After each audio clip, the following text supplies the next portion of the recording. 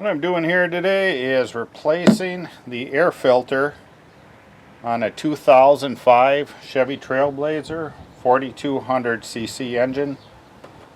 And there are 3 screws. There's one here, and one next to the engine there. And it is a number 3 Phillips. Loosen those screws up and this top cover comes off.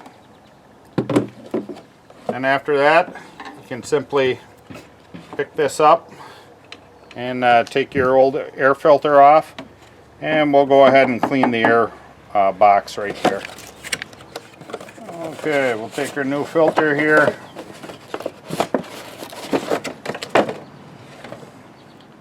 You can slide this end on here.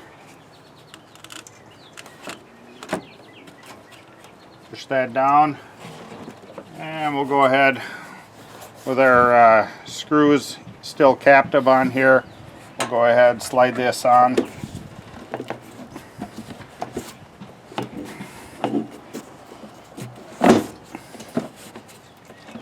Tighten down our screws here, and we're all set.